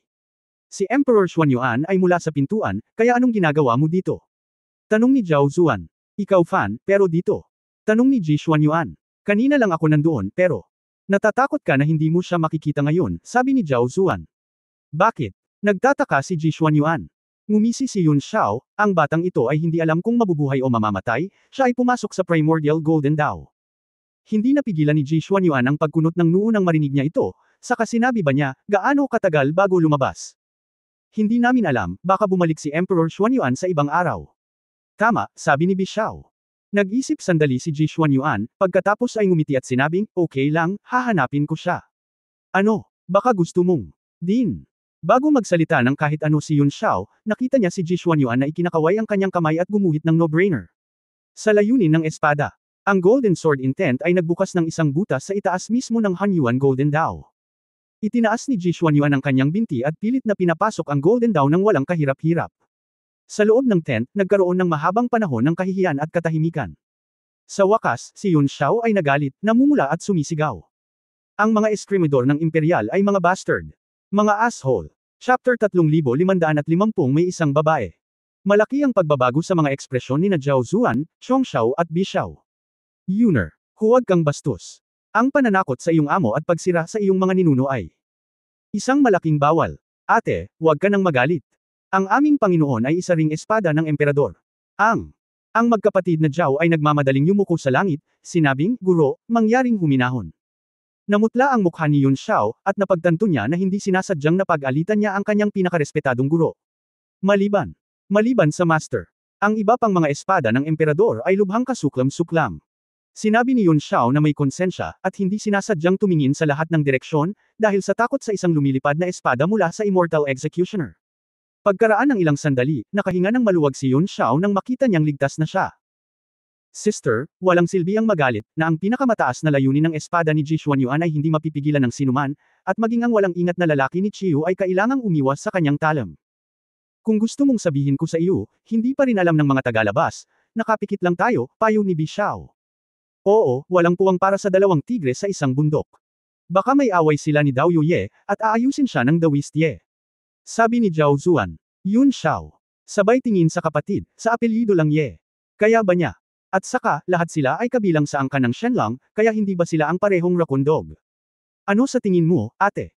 Lumibot ang mga mata ni Yun Xiao, at sinabi niya, pumunta ka at tulungan mo akong makahanap ng 4 na lumilipad na espada sa pinakamataas na antas ng Lingbao. Ate, gusto mo bang mag-set up ng maliit na Zuxian array? Inilagay ni Yun Xiao ang Han Yuan Jindao sa open space ng kampo, 4 na piraso ng Juyuan Mysterious Ironstone ang ibinagsak sa 4 na direksyon, na nakapalibot kay Jindao. Hindi naman talaga Immortal Execution Formation, hinihintay lang na lumabas ang dalawang baliw at turuan sila ng leksyon. Yuner, hindi ito maganda, kahit na ito ay isang maliit na Immortal Execution Formation, masasaktan ito ng husto. Huwag magdulot ng anumang salungatan, payo ni Zhao Zuan sa mahinang boses. Ang pormasyong ito ay ipinasa ni Saint Tungtian. Ito ay orihinal na isang malakas na porma sayon ng pagpatay na hindi makatakas kahit isang santo na walang kamatayan. Bagamat ang ginamit ni Yun Xiao ay pinasimpleng bersyon, ligtas pa rin na pahirapan ang dalawang eskrimador. Shut up! Hindi ako makahinga. Sina Qiyong Xiao at Bi Xiao ay walang pagpipilian kundi ang lumabas para humiram ng mga espada. Sa oras na ito, sa Hanyuan Universe, si Ye Fan ay pinapanood ang daloy ng kalawakan, at siya ay natututo ng may malaking interes. Oo naman, kailangan mong pagsamahin ang realidad para mas mabilis itong makabisado. Tumingin si Ye Fan sa primordial space noon at naramdaman na maraming lugar ang medyo mahirap intindihin. Pagkatapos ng 2 beses na pumunta sa Underworld, napagtanto niya na maraming detalye sa Jindao na hindi niya maintindihan ay dahil sa ilang pagkakaiba sa pagitan ng dalawang mundo ng Yin at Yang. Hanggat ginagamit mo ang maraming panuntunan ng Underworld, mauunawaan mo ang kapangyarihan ng primordial dito. Ang dahilan kung bakit ang mga multo at hayop na sinipsip ay patuloy na naglalaho ay dahil hindi sila nakaka-adapt sa spatial rules dito. Tulad ng mga hayop na walang hasang, sila ay namamatay kapag sila ay pumasok sa tubig. Sinisikap ni Ye Fan na gawin ang kanyang sarili at ang espasyo dito, na ganap na pinagsama-sama, upang malaya siyang makaangkop sa dalawang mundo ng Yin at Yang. Biglang, napansin ni Ye Fan ang isang figure na lumulutang sa di kalayuan. Bakit ka nandito? Medyo nagulat si Ye Fan, hindi dahil pupunta si Ji Xuanyuan sa kanya, ngunit hindi niya inaasahan na pupunta siya kay Jin Duli. Si Ji Xuanyuan ay may pinakamataas na layunin ng espada sa buong katawan niya, at ang kapangyarihan ni Han Yuan ay tahimik na bumigay, nang walang anumang mga hadlang. Oo. Akala ko magtatagal para mahanap ito. Nabalitaan ko na kayang tanggapin ng Han Yuan Jindao si Chen Kun, at akala ko napakalaki nito. Sumimangot si Ye Fan. Bakit napakamot sa likod ng ulo ang lalaking ito at bahagyang nahihiyang ngumiti, ibang-iba sa Emperor Xuanyuan na nakita niya sa labas noon. Awkward na ngumiti si Ji Xuanyuan, Ye Fan, bakit mo ako tinatitigan ng ganito? Biglang naalala ni Ye Fan ang sinabi ni Chi Yu, at medyo hindi siya kumbinsido noon, ngunit ngayon. Medyo naiintindihan na niya. Palagi kang nagsasalita ng ganito. Tanong ni Ye Fan. Nahihiyang hinawakan ni Ji Xuanyuan ang kanyang mukha, pinatawa kita, ninuno ko, hindi ba napakasama? Sa mga tuntunin ng seniority, isa ka talagang ninuno, ngunit. Maaari pa rin kitang tawaging Chiyo, ikaw sa ganitong paraan. Medyo hindi ako makapagsalita, sabi ni Ye Fan ng totoo. Kung gayon, huwag kang mag-alala, maaari tayong maging magkaibigan sa swordsmanship, nakangiting sabi ni Ji Xuanyuan, sa ganitong paraan makakapag-relax ako. Nagkibit balikat si Ye Fan, wala akong opinyon, hindi ako maghihirap. Nakahinga ng maluwag si Ji Xuanyuan, ha? Kinabahan ako ng husto bago ako pumunta rito. Hindi ko alam kung paano kakakausapin. Tutal, ito ang unang pagkakataon na magkaharap ang dalawang tao ng pribado. Hindi binata, kinakabahan ka what a shit. Hindi nakaimik si Ye Fan, kinakabahan siya kahit kinakabahan siya, di ba? Hey! Ibinaba ni Ji Xuanyuan ang kanyang ulo at pinagsalikop ang kanyang mga kamay, ganoon din ang sinabi ni Sister Zuan, ngunit ganito na ako mula pa noong bata ako, natatakot ako sa buhay, at hindi ako masyadong magaling sa pakikitungo sa mga tao. Natigilan si Ye Fan, maaaring totoo ba ang sinabi ni Chiyo? Hindi ka naman madalas umiyak di ba? Paano mo nalaman? Matalim na itinaas ni Ji Xuanyuan ang kanyang ulo, at katatapos lang magsalita, dali-dali niyang tinakpan muli ang kanyang bibig. Hindi alam ni Ye Fan kung tatawa o iiyak, kaya hindi talaga nagsinungaling sa akin si Chiyo. Bakit ba itong Chiyo ay pinag-uusapan pa rin ako ng masama sa likod ko? Nagpout si Ji Xuanyuan, ngunit wala siyang pagpipilian kundi ang sabihin sa pagkadismaya, kayong Fan, masyado ka bang disappointed na malaman na ganoon akong tao? Napangiti si Ye Fan habang nakatingin kay Ji Xuanyuan na may nakakaawang mukha. Why be disappointed? Ano ang kinalaman nito sa akin? Talaga. Tulad ng sinabi mo, interesado ako sa iyo dahil sa espada mo at sa ugali mo. Yan ang dapat alalahanin ng asawa mo, di ba? Ang mga mata ni Ji Xuanyuan ay sobrang naantig na ang kanyang mga mata ay namumula sa mga luha, Ye Fan. Napakabait mo. Tumigil ka. Bagamat hindi ko iniisip kung ano ka ng pribado, ayaw kong nakikita kang umiiyak. Nagmamadaling sabi ni Ye Fan, hindi makayanang tumingin ng diretsyo. Si Ji Xuanyuan ay nagmamadaling tumalikod, pinunasan ang kanyang mga mata, at sumangot. Kahit ano pa, kung matatanggap mo ito, makatitiyak ako. Lumingon si Ji Xuanyuan at nakangiting sinabi, nag-aalangan pa ako noon, paano ako makikipag-usap sa iyo, ngayon mas madali na. Masyado kang maraming iniisip. Sabi ni Ye Fan Zin, paano siya magkakaroon ng oras para pagtawanan siya?